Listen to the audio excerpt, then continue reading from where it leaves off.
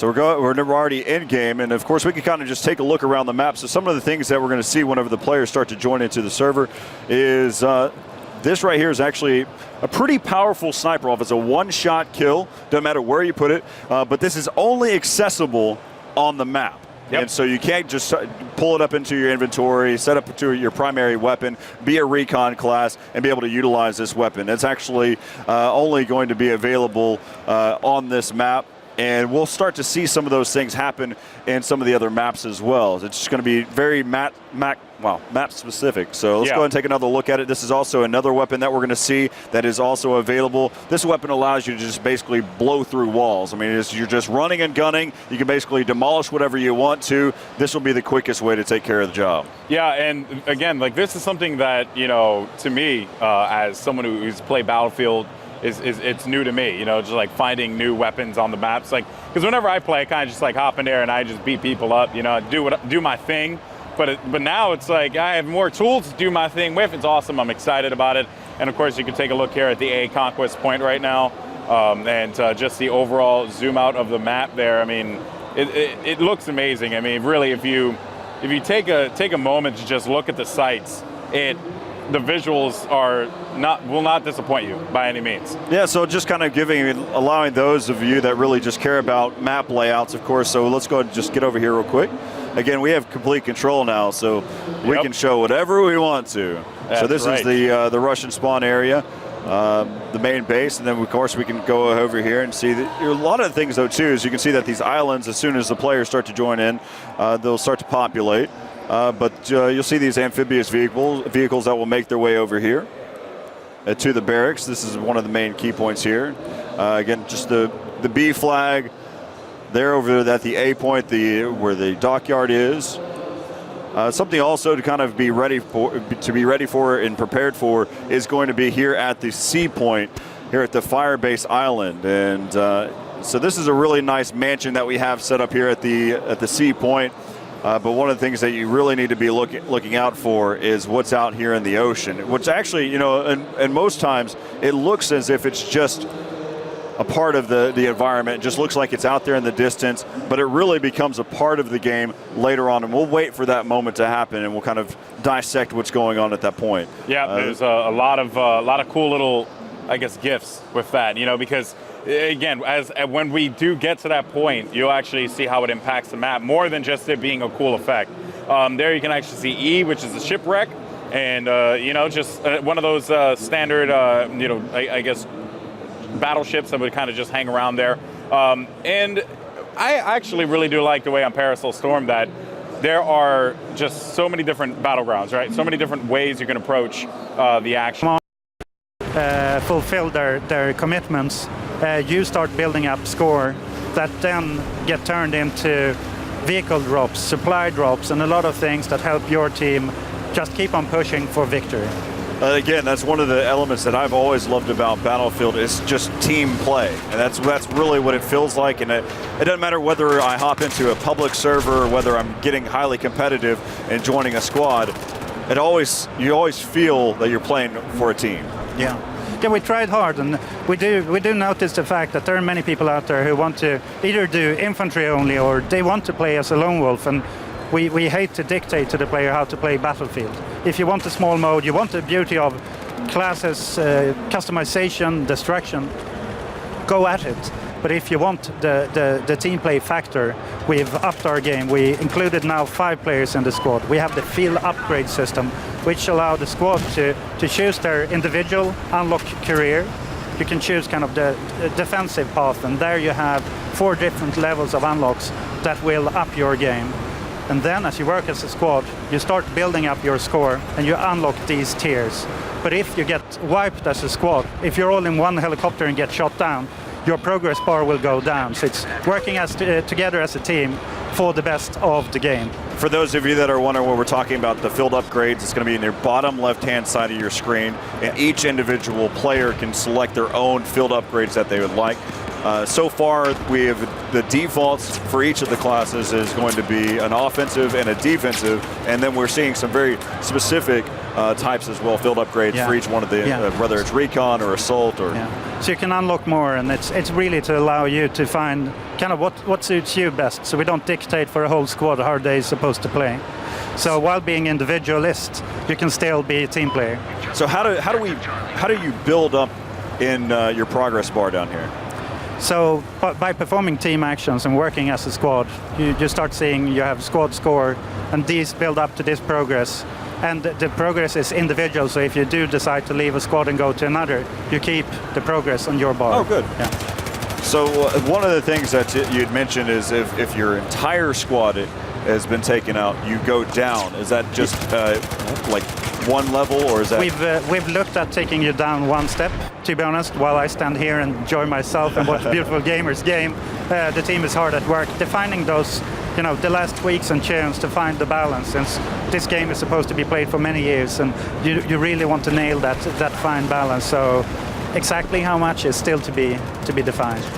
This is one of the things that I was looking out for is the assault classes having the defibrillators. I'm happy to finally see it. I know that it was going to be a part of the game, but I'm happy to finally get the chance to see them being brought out. Is having to work so hard on the creative aspects of it, just the idea, where you're going with it, the design.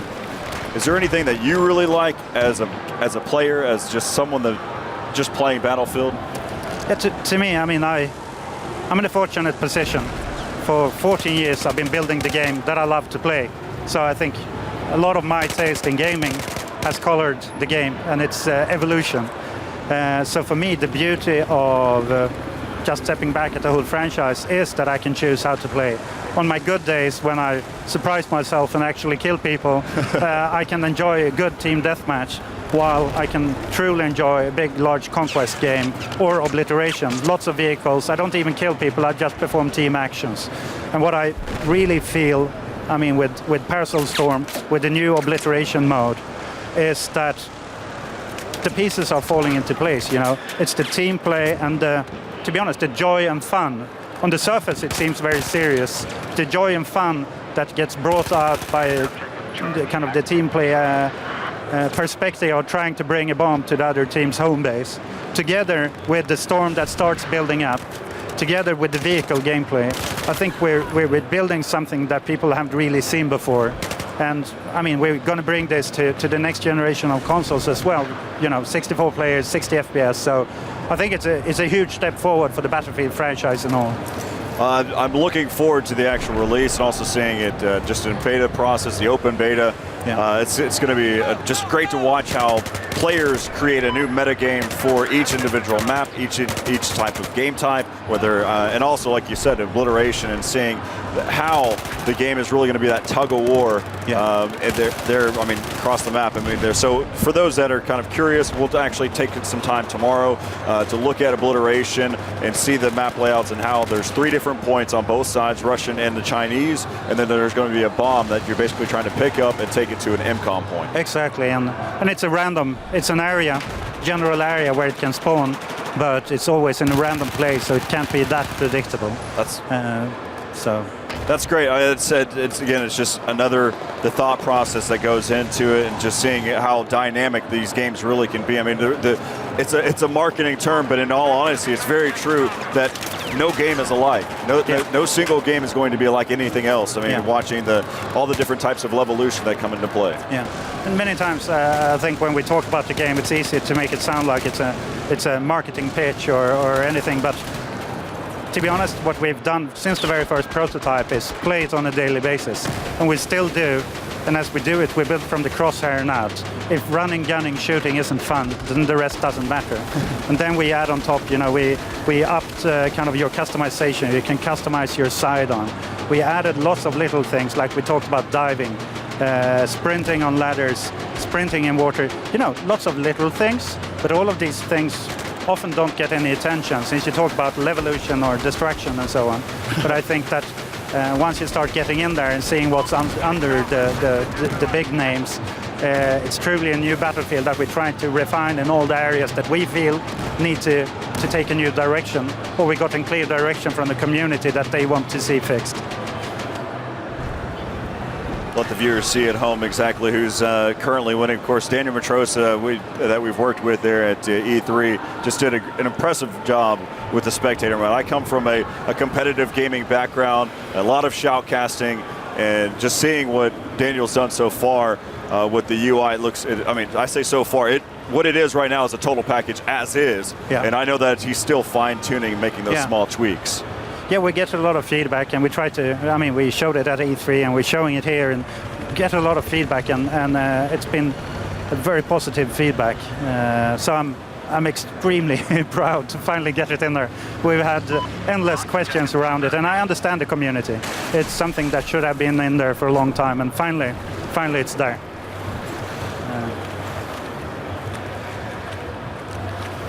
And overall, I think that the Battlefield really lends itself to competitive gaming. We're always trying to cater for individualists, but packaging it with a layer of team play. And now to be able to bring it to the world with the broadcasting possibilities is a huge step forward. I think it's just a great component. It works for me. It's one of my things, my bread and butter. But also, let's just kind of talk about. You'd mentioned some of the attachments, some of the additional things that are being added as we're talking right now. I've had the chance to see that. Not only E3, we discussed about the canted iron sight. I think that's one of the greatest elements that has been brought out in any game, just in terms of having the ability, because that's one of my biggest frustrations, is I'm running with my gun at my side, and then whenever I really want to make a decent shot, I scope in, but it's close quarters, and I can't. That battle's just so difficult for me. Yeah. So. No, I agree. It's a lot of little things, and for us, having made Battlefield for such a long time, it's sometimes hard to find a balance between what some people would consider extreme hardcore features, but we try to go at them and see what does this bring to every type of gamer. So whether you're hardcore or not, this makes a difference, and it's up to you to choose kind of how you want to play the Battlefield. And with the new test range we're putting in there to allow you to go in and try out things before you go on the battlefield, to finally get to learn how to master a helicopter or a plane or try out the tanks. I think that will also let people get acquainted before they go out and try to master opponents on the battlefield. So you have communities out there on Reddit, even on your own Battlelog forums, just all across. How often do you listen to the community? I would say constantly. I know that I'm not that visible on forums and so on, right. And I do apologize for that sincerely. But Battlefield has gone so big and the teams are so big. But I have a lot of good people who help me just scan the forums, bring up the hot topics, what are the areas that we need to improve, and constantly listening to the community, since even though we have a lot of new initiatives with Battlefield 4 and kind of how do we take it to the next kind of interesting gameplay perspective, there's also, as mentioned, a lot of things that are purely kind of direct feedback from the community. I think one of the key things to talk about too is whenever giving feedback, because a lot of gamers have input. They like to say something.